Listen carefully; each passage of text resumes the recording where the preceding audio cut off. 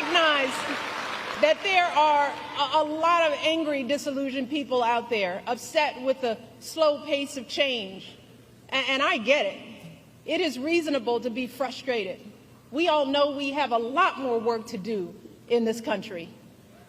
But to anyone out there thinking about sitting out this election, let me warn you, your rage does not exist in a vacuum.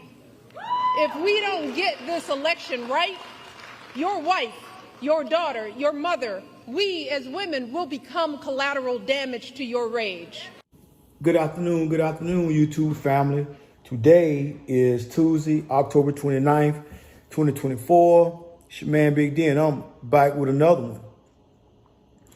Before I speak on this next topic, I want to thank all of you that continue to rock out with my son and I. We appreciate your support, and we're going to keep dropping the content.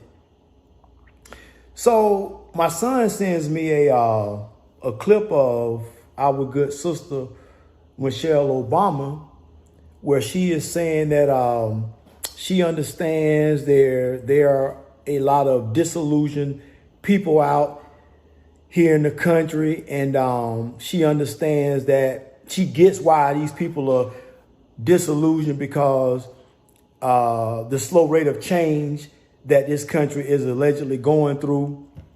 Then she goes on to say that, the people that are contemplating not to vote, well, then that's not the right decision. It's not the right play. Everybody should vote.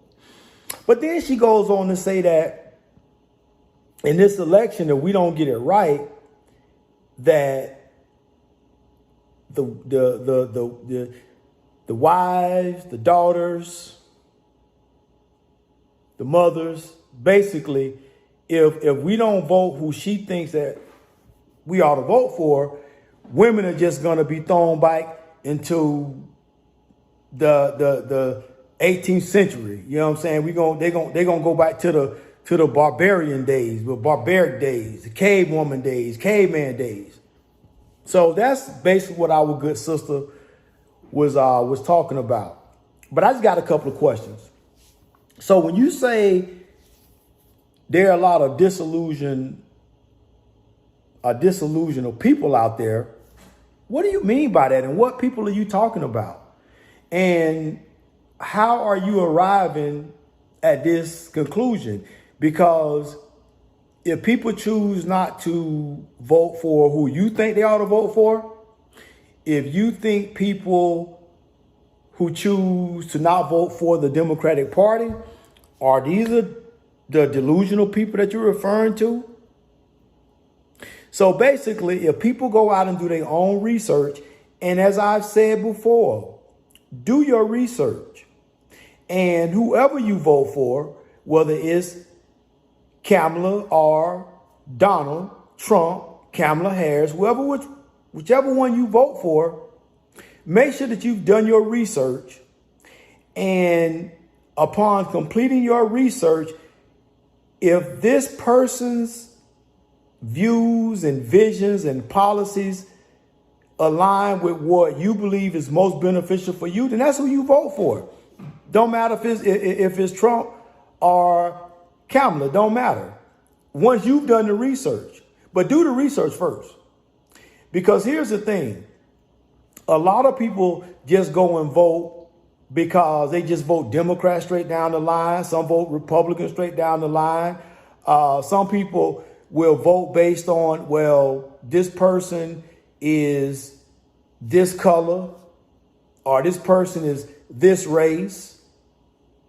So what we have to do is we have to get away from aligning with a party just because that's what we were told that we should do, or that's what mama did, or that's what great-great-grandmama did, or whatever granddaddy say, Democrats, I got to vote Democrat. You got to go vote Democrat. But they can never tell you why you have to vote Democrat. Or nobody ever really says, why should you align with a specific party?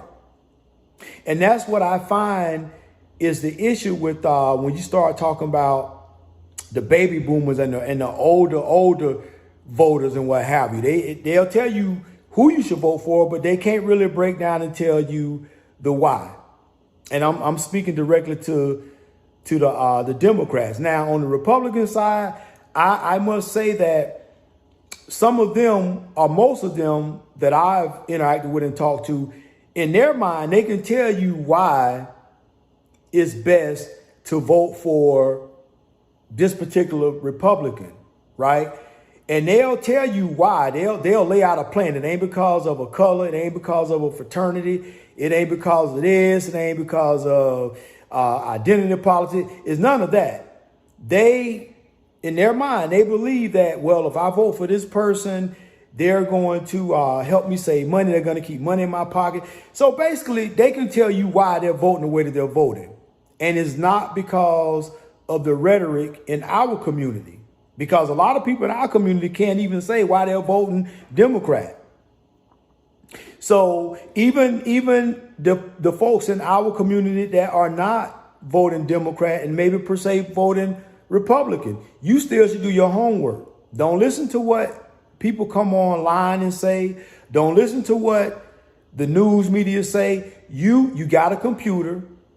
And if you got a smartphone, you got a computer, you can do your own research to arrive at a thorough conclusion that will lead you in the right direction as to who you should vote for. Now, back to our good sister, Michelle. You see, this is the problem I have with this. So I agree with the part about everybody should get out there and vote. I agree with her. But when she started talking about disillusion and this and that, I don't agree with that, because if somebody don't align with what you believe in, don't mean that they're disillusioned. What that actually means is if the people that you call delusional, if they went out and they done the research and they looked into these candidates and they arrived at a conclusion as to why and who they should vote for, well then, shame on you, Michelle, for saying they delusional. Shame on you for shaming people that don't want to vote for the Democratic Party. Shame on you. Barack came, your husband Barack came on these YouTube streets, and he tried to shame black men, and shame on him. And you, in a roundabout way, doing the same thing.